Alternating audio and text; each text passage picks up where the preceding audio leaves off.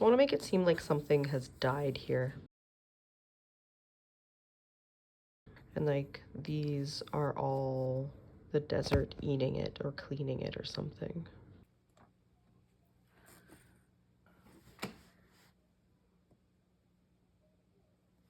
Oh, that's the problem. I was wondering why it didn't feel right. My brush is acting janky. Oh, what the hell is this? See, this shouldn't be that thick. Something is going on, of course. No, I want to go to the settings, you jerk. Oh, then why is this not working? Oh, glorious.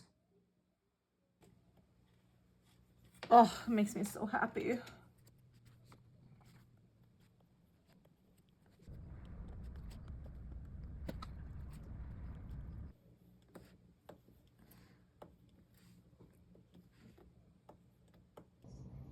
All right, so this redraw is finished, at least the line art is.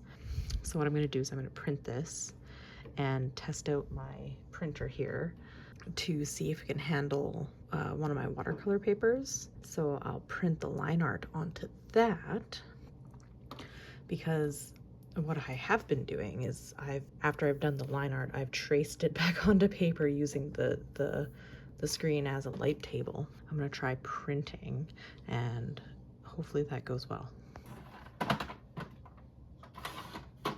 This is Fabriano student grade watercolor paper. I've had over 200 sheets of this stuff. I have done most of my illustrations on this paper. I really like it, other than it has a pretty intense texture to it, and that really comes through. It's also not a cotton paper. I think it's only about 20% cotton. I don't even know if this paper is gonna bleed or if it'll print on here, so let's just print and cross our fingers. The paper's coming out. That's a good sign. Should be very soon. That's looking pretty awesome. Now, I don't think I'll print it this dark again. My lighting in here isn't the greatest right now. Anyways, I'm pretty happy about that. So I can already tell that how I'm going to print off in the future is going to be like super, super, super light gray, because this is a lot darker than I had anticipated. Also, before I start, I'm gonna do a little test to see if this will bleed, because I have no idea if it will.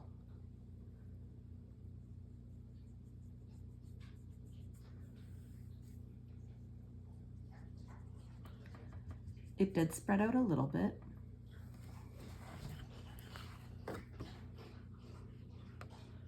But like you can't even tell. I think if it sits, it might. So this is going to be a big night scene, I think. My main characters here have been traveling for a long time in the coral desert, and they're stopped here. Now, nighttime scenes don't typically have a lot of like red in them, because red and yellow typically come from the sun, and everything else is like blue and black and green.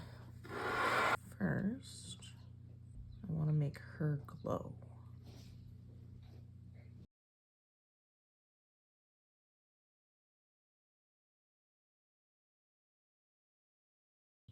The ink is lifting.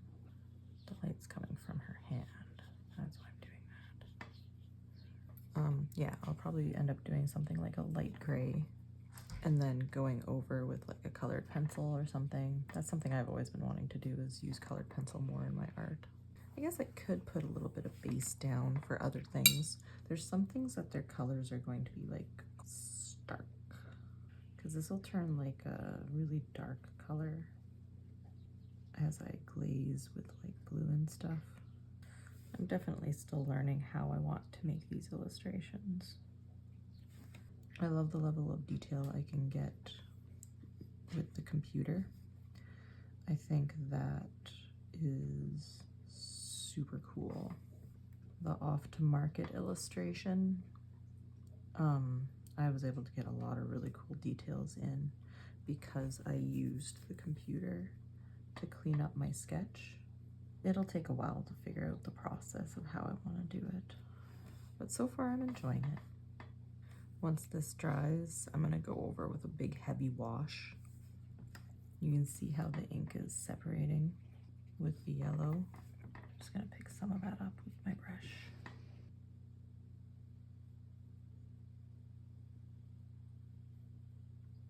Kind of doing all this out of order.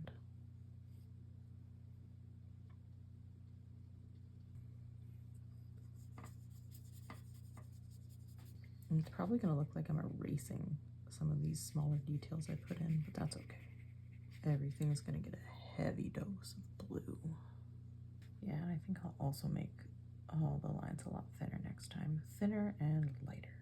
I don't need them to be so in your face. You can see how much it's all faded already up in here. That's okay. Let's see what happens. Now we're going to do something crazy. Now we're really going to put it to the test. Yeah, everything's going to get this like blue tinge to it, which is fine. The picture itself is going to be blue leaning anyways.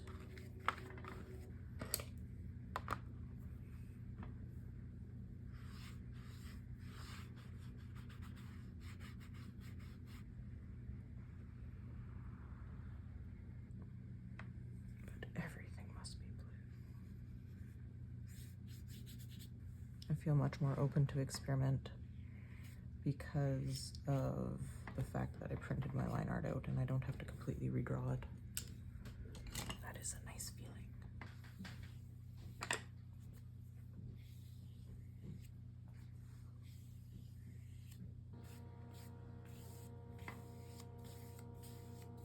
That looks pretty cool.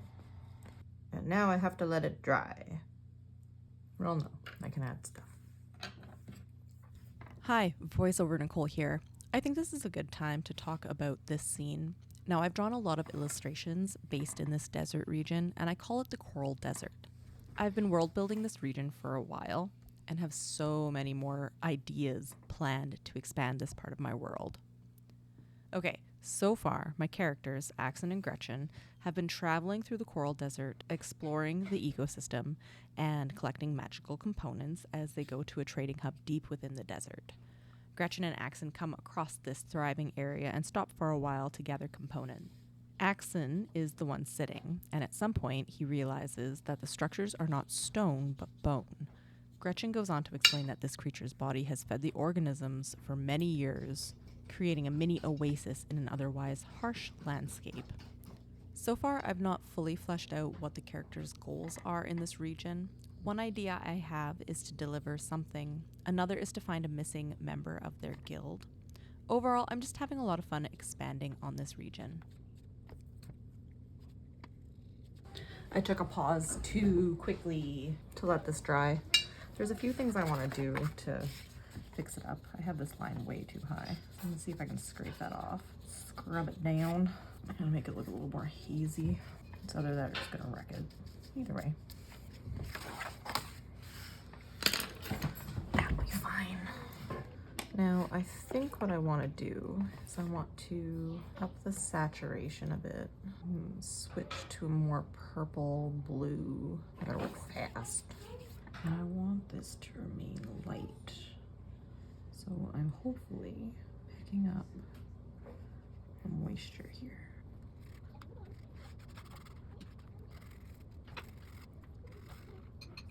I don't want to make the sky too dark because then it won't look proper, because the foreground has to also be dark.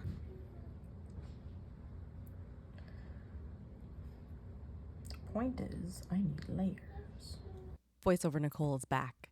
So I want to talk about layering a little bit and what this technique is. So its official name is glazing, and this is a technique used in oil painting, sometimes acrylic painting. It's where you take thin washes of color, at least for watercolor, thin washes of color, and you apply that color over things that you've already painted to shift the hue or value of what you've done. As you can see here, I'm adding in pinks over top of all of this blue work and orange work I've done, and it shifts the tone and the colors in a certain direction. I'm about to do something nerve-wracking. I'm going to cover all of this in a purple layer of color. I don't think I will ever find this process easy to do because I'm always scared I'm going to wreck what I did underneath. What's crazy about doing this is I feel like I'm coloring over all of these crazy details I added in. So I'll have to go back over again and bring all of those details back. I mean, it's okay. I've never really drawn a nighttime scene before, so I have to kind of feel my way through what I'm doing. All the colors underneath are really coming through, and I can always pick up some of this to add more texture. But yeah, it's supposed to kind of be hard to see. It's like, it's nighttime.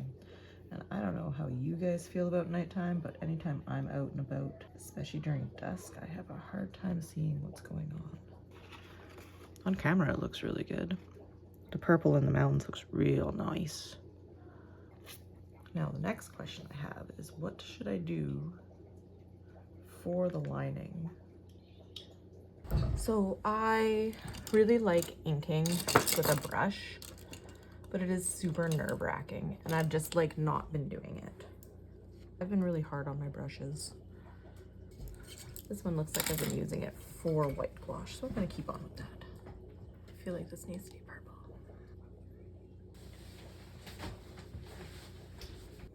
A little bit seems to go a really long way.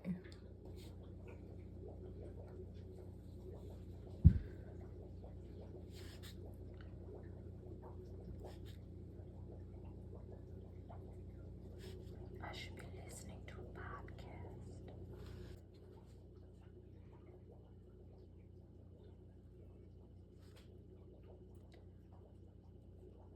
Totally changes the vibe.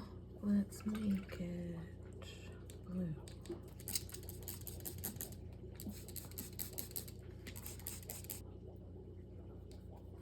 I need to mix a palette. I need to mix substantial colors. I have a lot of work to be done.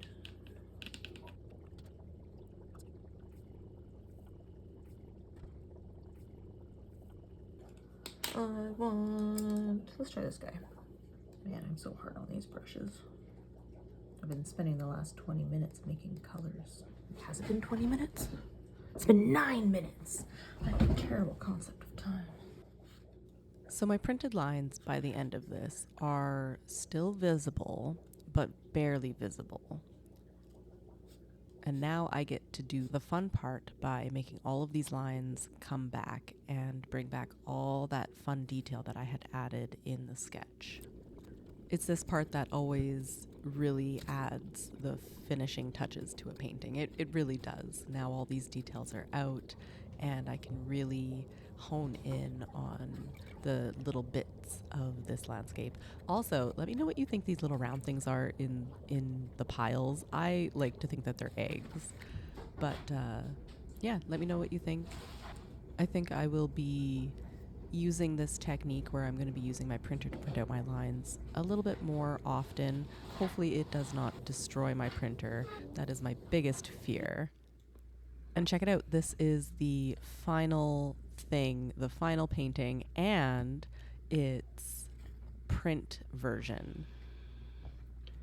I think the print turned out really awesome. I only had to do a couple of touch-ups.